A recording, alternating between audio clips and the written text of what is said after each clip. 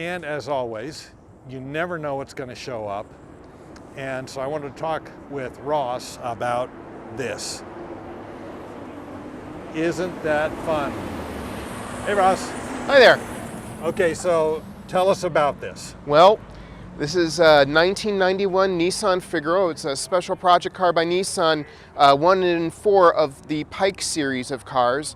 From like 1988 to 1991, every year was a different type of style and model. So this was the 1991 version. It was based on the Nissan Micra platform.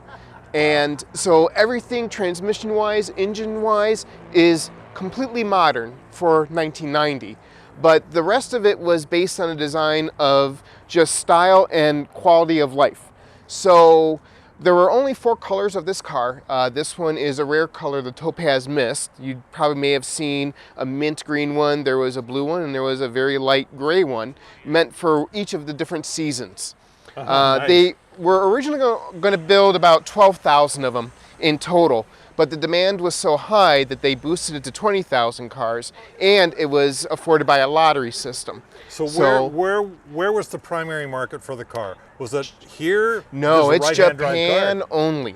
It's Japan only? Japan only was the only market that these guys got released in back in 1992. Hence the right-hand drive. Hence, and then you know, they wanted to get the 50s aesthetic, you know, of a European little sedan. You know, everything's electronic in here, though. What's missing on this car is the original CD player, because for its time it had a CD and cassette deck. But I've got power windows, I've got air conditioning, I've got heating. You know, just something that, you know, for a car, when you look at something like this, it's like, what were they thinking? You would think that it's so old, but it's not. It was meant that way. Well, and the kind of the design aesthetic of the car, it looks older than a 92, you know? Yeah, and this is also what's considered a fixed profile convertible. So yeah, I wanted to get to that because you can't see that until you walk around over here and realize all of a sudden there's no roof on the car. Yep. It's all packed in here. It's just a fold out of canvas that goes and bolts into the top there. This is a secondary boot where I have the spare tire and then a tool set that comes with the car originally, but there's really not much more you can fit in there. You know, if the top is up, then you can use this as a trunk. It's powered by a turbocharged Nissan Micra engine, produces about 78 horsepower.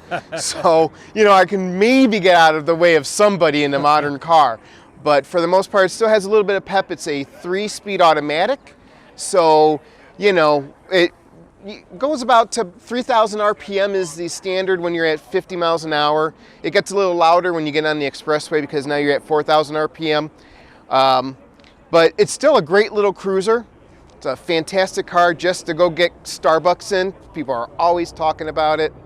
And I believe that this one is an original, well, it's originally from Japan, imported into the US. Well, yeah, that was another one of my questions is how did this car get here? Well, you know, it's just barely old enough to beat the US export ban. So they started importing them in about 4 or 5 years ago. And I'm the second US owner. There was a collector in Ohio that put this up on auction. So I was the lucky winner of the auction. There is also a collector somewhere in Virginia that has about 100 of these. Oh, wow. And he does sell them on a piece-by-piece basis. So yeah, not unlike the guy that I bought my Pantera from, who's got about 40 of them in his garage over there. Yeah, there's certainly aficionados of the vehicle or Japanese JDM cars in general. Yeah. Well, it's just so unique and so different. You know, every time I see this car, you know, you're tempted to think it's a lot of things other than what it is. Yeah. I think the first time I saw it, I actually thought it was a Fiat. Yeah, I get a lot of that. Yeah. I would have picked like a 60s era or 70s era Fiat, you know? Definitely, that's what the design was to allude to. Well, it is. Oh, thank you, sir. It is just a really sweet little car. Thank you. I appreciate the interest. I really like it. Well, thanks for telling us about it, because, you know, one of the things about at least the YouTube stuff that I'm doing, you know, none of us, I don't think, is a multimillionaire. And so this is car collecting for the rest of us. Yeah.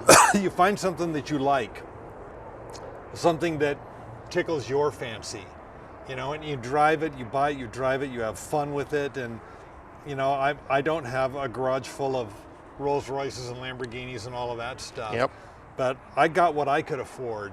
Yeah, and this is certainly the entry point for me into car collecting, is the fact that something like this didn't break the budget, and it kept my wife happy, and I can still put my kids through college.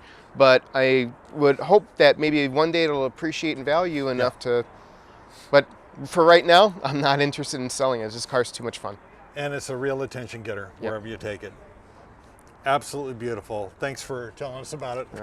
Greatly appreciate it. Thanks for listening. Yeah, you bet.